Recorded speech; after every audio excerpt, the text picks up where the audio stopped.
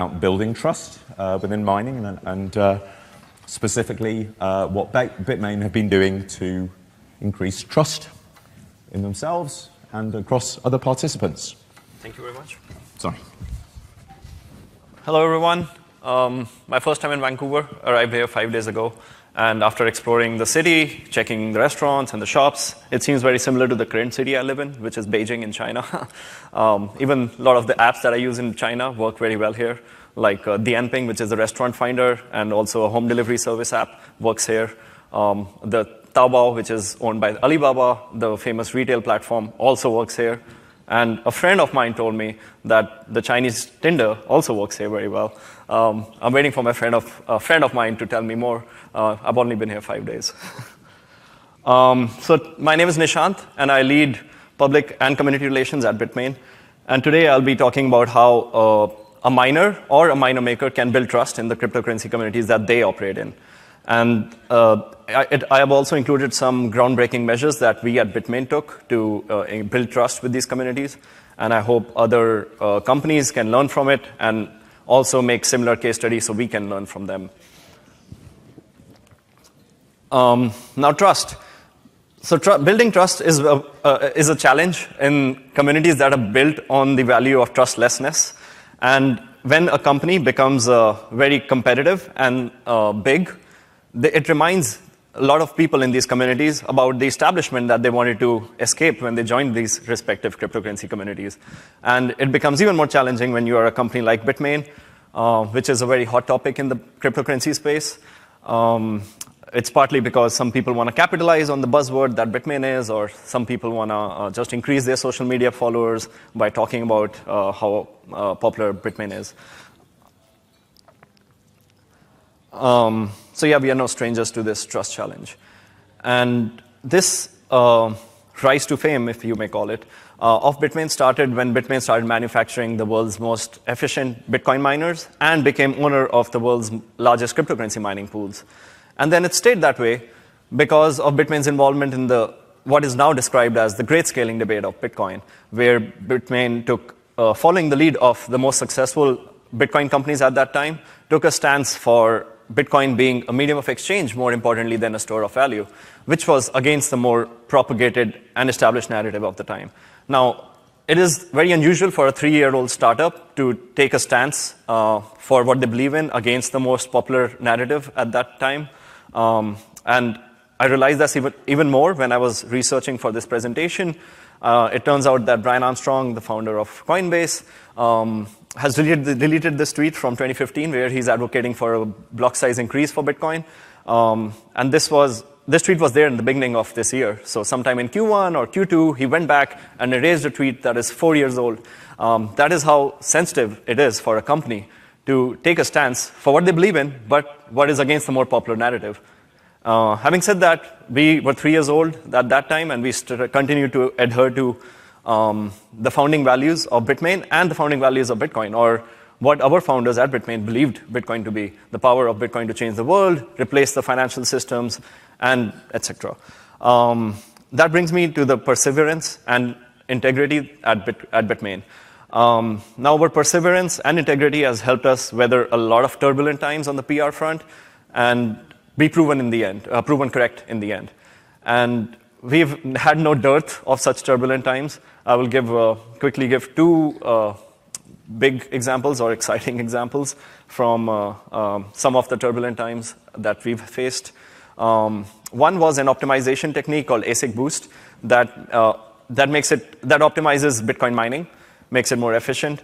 And this optimization technique, we hoped that everyone can make use of this, and it can be open patent in the future. And so 3 years ago, we started adding support for it in our chips, so that someday in the future, when it's an open patent, the whole Bitcoin network can benefit from this optimization technique.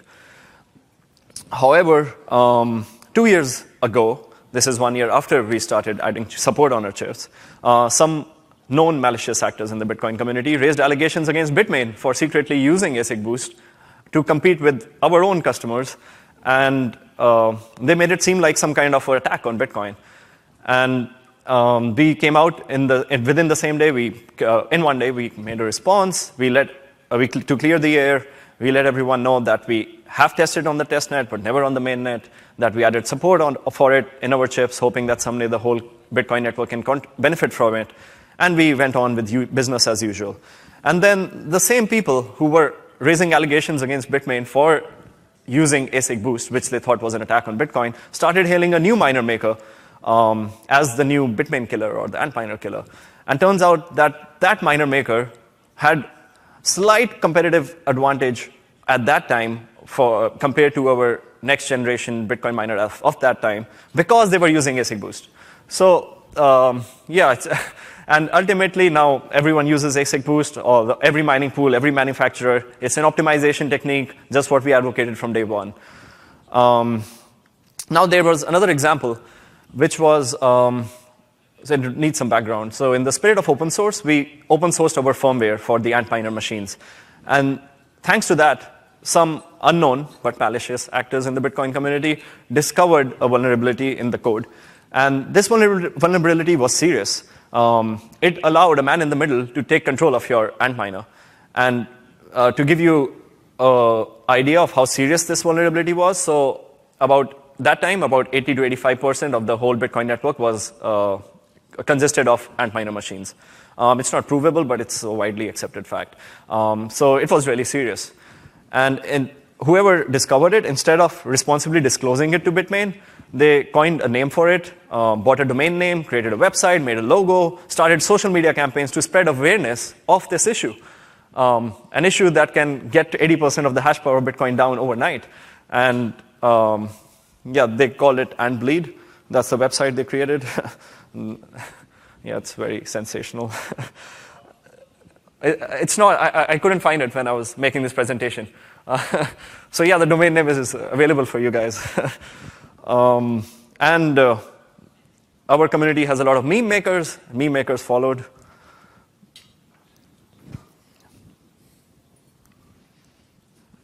Now remember, this was open source firmware. That's how the vulnerability was found, in an open source code. So in the same spirit of open source that we had open sourced the firmware in the first place, we came out with a patched firmware within the same day that fixes this problem. And we continue to do our business. Now, how can others like us earn trust? Especially if you're a miner or a miner maker.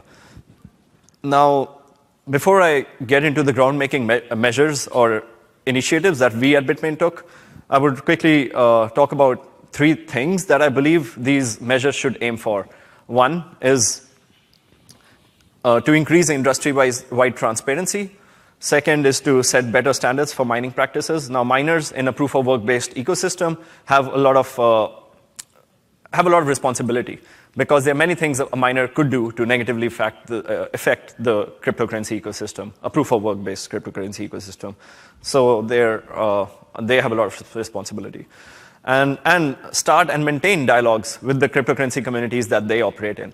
Now, we started doing this more about 2 years ago, increased our dialogue with the communities that we operate in, which is also the reason I'm here today.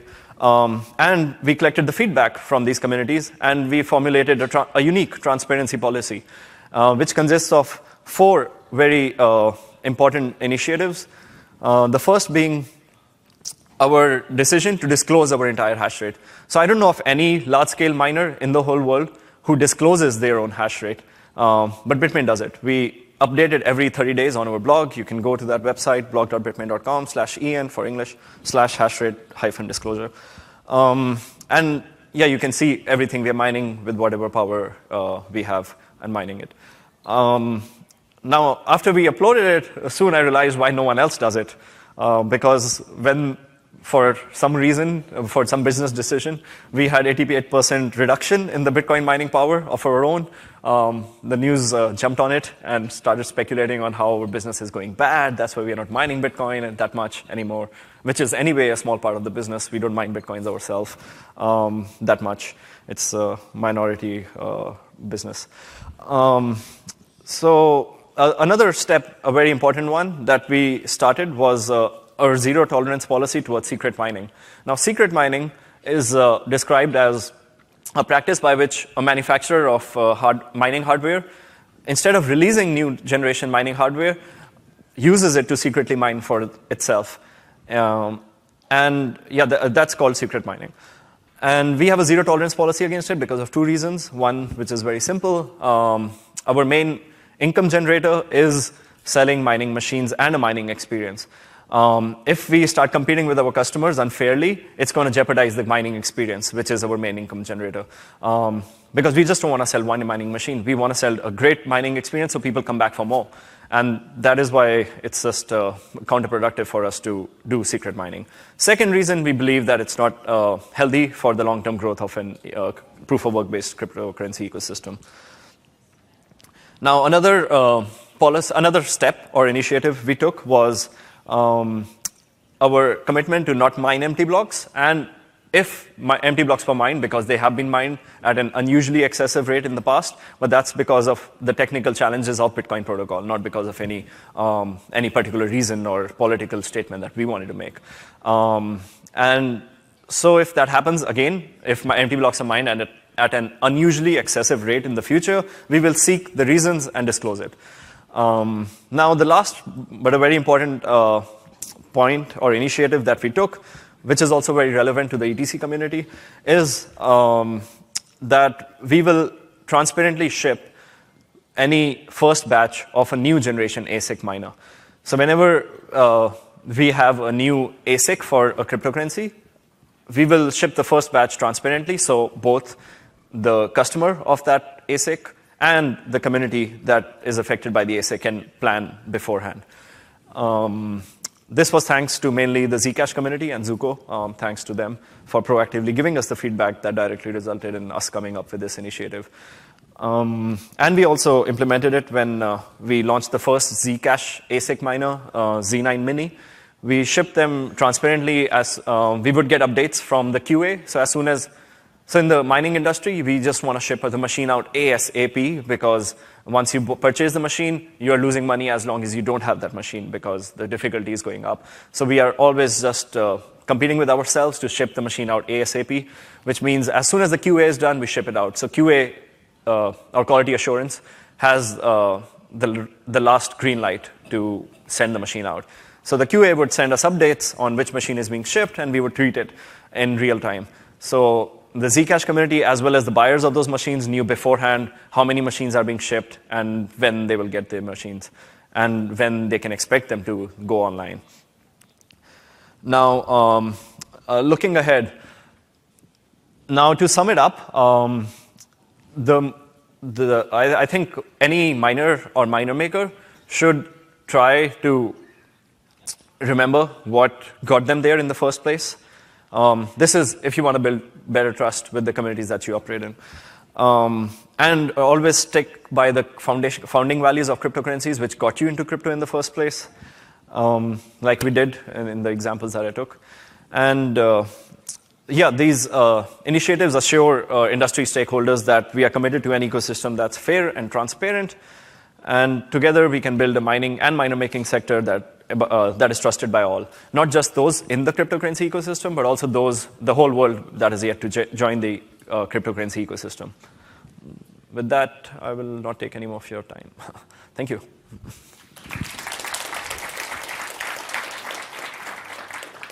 So I think we have time for questions.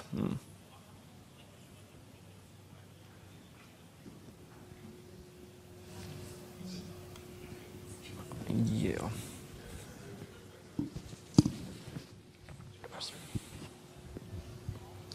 Why do you think Bitmain doesn't have very many competitors? What? Why does Bitmain not have very many competitors? So there are a few competitors already. When I joined the space, Bitmain was an underdog. They were like, everyone was seeing this as the analogy to the California gold rush, and everyone was making ASIC miners around the world, including my previous employer. We were making ASIC miners based out of Shenzhen. And there was Butterfly Labs, and there was KNC Miner, and so many others, Pondulis, etc. Bitmain was just the best at its game. And that is why I joined Bitmain later when we couldn't keep up. We also pulled the plug because there was no option when the 2015 market crash happened. And Bitmain was just doing everything right because my customers would come back to me and tell me, hey, Bitmain ship the machine on time. Hey, Bitmain machine is performing very well. It's been like 7 days and 24/7 it's running and performing, which was a big deal back in the day. 7 days, a machine performing, miner performing well was a very big deal. And our machines didn't. The last company I worked for didn't have the same results. So I knew Bitmain was doing everything right. That's why I joined Bitmain, and that is probably why it's successful. Which also means that any other company could be successful by just making sure they ship quality products and reliable products. Thank you.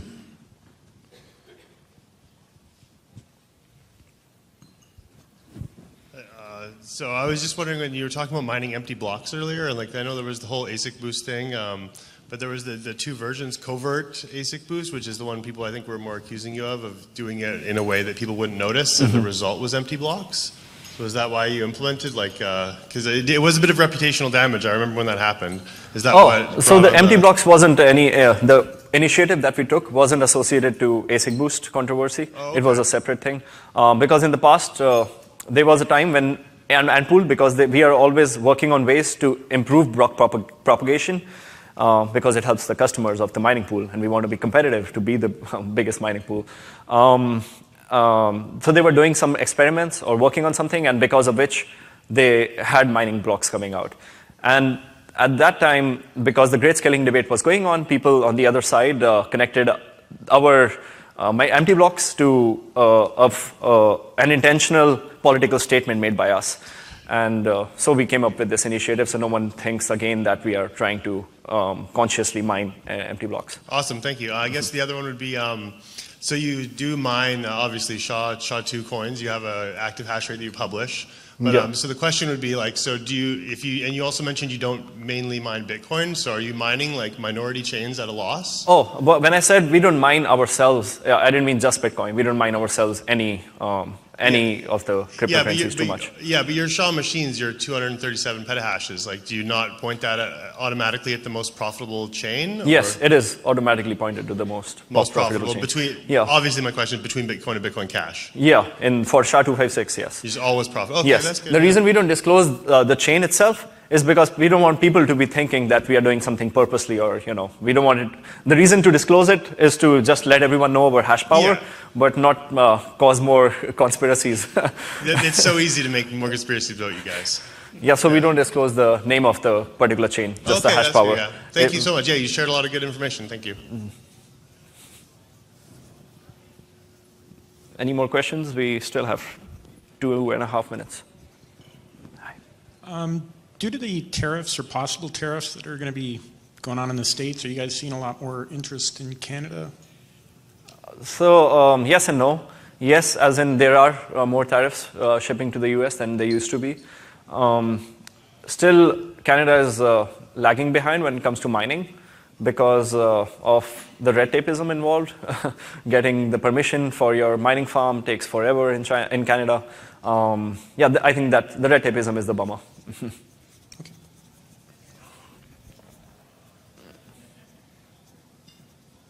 Any more questions? We have 2 minutes. All right. Thank you, Bob.